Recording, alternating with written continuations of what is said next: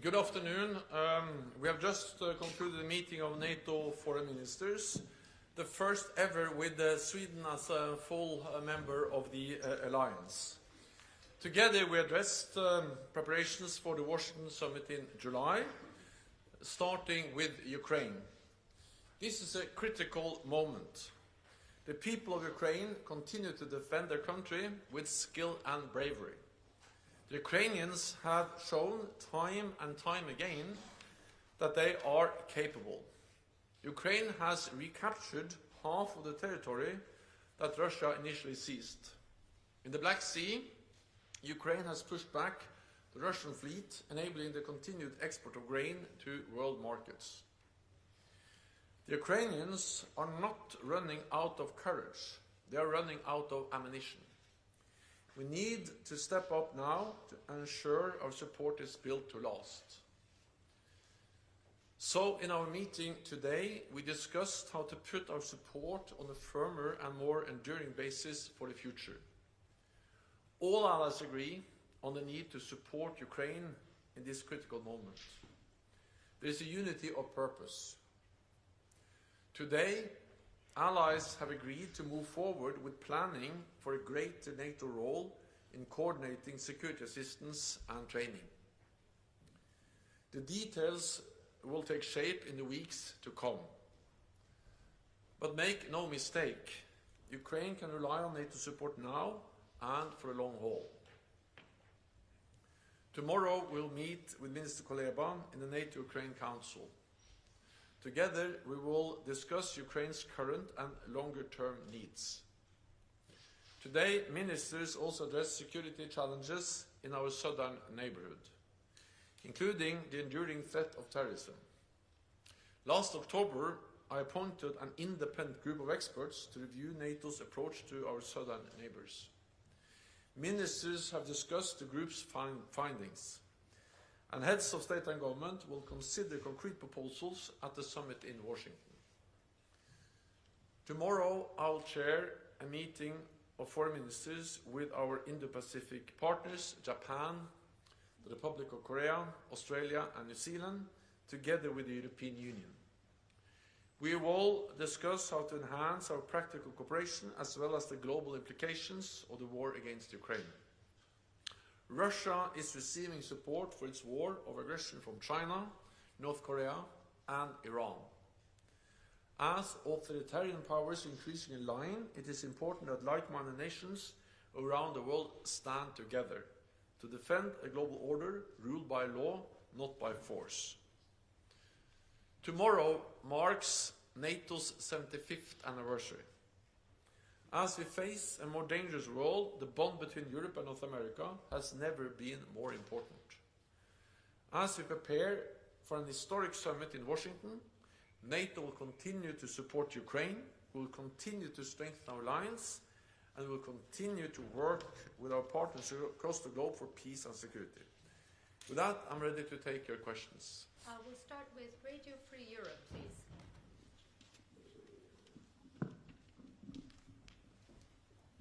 Olena Abramovich, Radio Free Europe. Thank you for giving me the floor. Ukrainian Service and Current Time TV. I have a question regarding this proposal of long-term support for Ukraine, especially this $100 billion for 5 years. Have you discussed it already with the partners, and what was their reaction? And do you think that this amount of 100 billion is the one you are going to reach? Thank you. As again, I cannot go into the details of the proposals.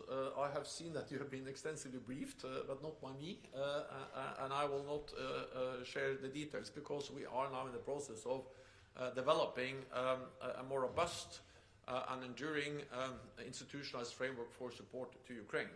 What I can say is that, of course, yes, we have discussed it with Ukraine. I have discussed it with President Zelensky. I've discussed it recently with Minister Kuleba. And we will also discuss it tomorrow. The different ways of ensuring that our support is less dependent on voluntary short-term offers and more on long-term NATO commitments, and that we have a stronger organization that creates a more robust framework for our support. And this includes security assistance, but also training and also financing. So yes, we are in dialogue with Ukraine on this, because this is actually something that we should do to get together. It matters for Ukraine's security, it matters for our security. Economic support to Ukraine is not charity, it's an investment in our own security. And then today we didn't take any final decisions exactly on what format we will establish, but we agreed to initiate planning, and that's the way we do things in NATO. We ask our military authorities to provide the plans, the details, and then we will take the final decisions made based on those proposals and plans that the military authorities will now start to develop for us. Thank you. Over to the BBC, Jonathan Beale. Thank you very much, Secretary General. I know your focus has been on Ukraine, but I do want to ask you about the Middle East. I know Lord Cameron wanted to raise what's happened in Gaza. I mean, can you give us your reaction to the killing of a number of aid workers in what appears to be an Israeli airstrike, the humanitarian crisis that exists there? And are you worried that a NATO member seems willing and able to provide ammunition and weapons to Israel, but seems unable to do the same for Ukraine? Do you think America has its priorities right? Thank you. So what we see now in Gaza is a humanitarian catastrophe. We see suffering, we see that civilians are killed, and we also saw the strike against aid workers, and I condemn the strike. I also welcome the fact that Israel has made clear that they will investigate what happened. It demonstrates that the war which is now going on has very serious consequences for innocent people, the people living in Gaza, but also aid workers. And therefore welcome the efforts by the United Kingdom, by the United States, and by many other allies to facilitate some kind of ceasefire and a political solution to this conflict. NATO as an alliance does not play a direct role, but welcome the efforts of NATO allies. Every day of delay in a decision in the United States on providing more support to Ukraine has consequences on the battlefield.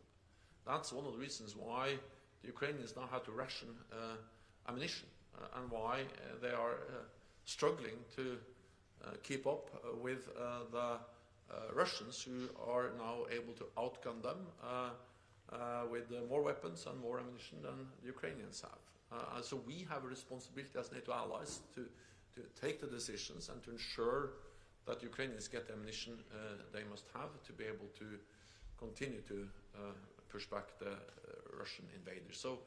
So it is urgent that the United States make a decision, and that the US Congress actually is able to turn the majority in the US public, but also in the US Congress, into a concrete decision. Because every time I meet representatives from the US Congress, I met many of them over the last weeks, they assure me that there is a majority in the US, and also in the US Congress, for support. But so far they haven't been able to turn that majority into a decision, and that's exactly what we all now are waiting for, and it is urgent. Thank you. Thomas from FATS. Thanks a lot. Thomas Kutschka, Frankfurter Allgemeine Zeitung. Secretary General, on the ammunition question, we've heard from the Czech foreign minister today that they still lack funding for their initiative to provide Ukraine on a short-term basis with 155 artillery ammunition. Have there been any signals today in the room that allies are willing to step up their short-term commitments, or have there been concrete commitments towards that? And a second question, President Zelensky last week has warned that if they don't get US support they might have to retreat. How big do you assess the risk of a Russian breakthrough in the next months? Thank you.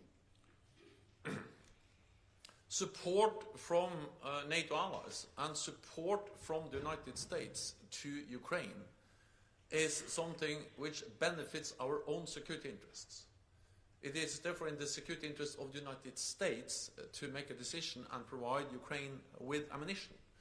Because by allocating a fraction of our defense budgets, we have enabled the Ukrainians to destroy significant parts of the Russian combat capability without putting any NATO soldier or any US soldier in harm's way. So this is really something that is in our interest to continue to do. And not only continue to do, but to do more, to step up, and to ensure that we do it in a predictable, robust way for the long haul. That's exactly also why we are now discussing how can we establish a more robust and institutional NATO framework around this support, to make it more predictable, more long-term, and also to ensure fair burden sharing. But while we are, of course, discussing this as NATO, and I expect a decision by the summit, I welcome the fact that we have now agreed to start planning. Of course, we need also immediate support, and therefore I urge allies to continue and to step up to make national contributions. Recently we had an announcement of 576 million euros to support the Czech initiative for more ammunition. Sweden, our newest ally, have just announced 800 support to deliver 800 to support the Czech initiative to deliver 800,000 extra artillery shells, and also other allies have announced more support for the Czech initiative. So there are constant new announcements by different NATO allies. Thank you. Over to Irina, Interfax.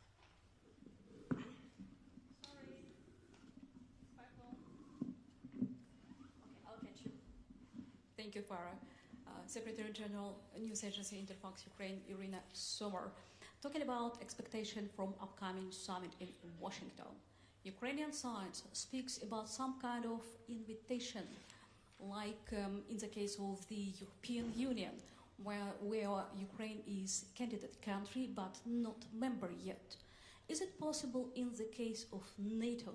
Can actually NATO invite Ukraine, and then over the time when all criteria will be met, Ukraine will be member of NATO? Thank you. All allies agree that Ukraine will become a member. All allies agree that we need to continue to move Ukraine closer to NATO membership. We made important decisions last year. We are implementing those now with the removal of the membership action plan. We should not introduce something that is similar to a kind of second or two-step process. I think it's very important to maintain the one-step process for Ukraine to become a member, removing the requirement for membership action plan, and then ensuring that when an invitation is issued, then that's the same as becoming a member as it is in NATO. That's the difference between NATO and the European Union. In the European Union, of course, when you are invited, it can take years from an invitation to membership. While in NATO, when you are invited, it's something that happens very soon after. We should just avoid creating also again a kind of two-step process towards membership. But regardless of the technicalities, there is a clear commitment for Ukraine to become a member. There's a clear commitment to help to move Ukraine closer to membership. And I think we also need to realize that when this war ends, everyone realizes that there has to be some kind of guarantees that this is really the end, where Russia reconstitutes its forces, rest and then regroup and then attack again. Because that was something, we saw a similar pattern back in 2014. They annexed Crimea, we all condemned that, and then after a few months they went into eastern Ukraine or eastern Donbass. And then we had Minsk 1, that was violated. They pushed the line further west. We had Minsk II, a new ceasefire, and then they waited for almost 8 years, and then they had a full-fledged invasion. So of course, when this war ends, we have to be absolutely sure this is really the end. It stops here. And therefore, we need to help Ukraine build their own defenses to deter any further Russian aggression, but there will also be a need for security guarantees, and of course the ultimate security guarantee will be Article 5 and NATO membership. Thank you. We'll give a final question to Radio Cordon, Vladislav. Thank you. Hungarian Foreign Minister Peter Szijjártó has publicly said that Hungary will not support any initiatives that, quote, would transform it into an offensive alliance. He was talking about NATO engaging more in coordination of military support for Ukraine. What's your take on that? And do you think your proposals will eventually be adopted at the Washington summit? Thank you. NATO is and will remain a defensive alliance. NATO is and will remain not a party to the conflict in Ukraine. And we need to remember what this is. This is a war or aggression by Russia invading another country, violating international law. And then Ukraine has the right, according to international law, to defend itself. We as friends of Ukraine, we have the right to support Ukraine in upholding the right for self-defense, also based on international law. That doesn't make us party to the conflict, and a more robust NATO framework to coordinate and security assistance training will not change that. NATO allies will fundamentally do the same as they do today on a more bilateral basis or in other frameworks, the EU, the Ramstein format, and through the multilateral capability coalitions. So by creating a stronger NATO framework, what we will ensure is more transparency, more burden sharing, more predictability, and a more robust commitment, which is important to help the Ukrainians to plan, but also send a message to President Putin that he cannot outweigh us on the battlefield. He has to sit down and negotiate some kind of agreement and prevails as a sovereign independent nation. So the paradox is that if you want a peace, if you want an end to this war, the best way of achieving that is to ensure that Ukraine has the military strength to convince Putin that he cannot win on the battlefield. He has to sit down and negotiate. What we are discussing is not a NATO combat presence in Ukraine. We are discussing how we can coordinate and deliver support from outside Ukraine to Ukraine as NATO allies do. So I have good dialogue with Peter Szijjártó. I also have spoken with the Hungarian Prime Minister Viktor Orbán twice over the last week. And now when we initiate planning, I'm certain we can also address the concerns that Hungary has raised and find a way where we can then have consensus within weeks. Thank you, everyone. That's all we have time for. Thank you.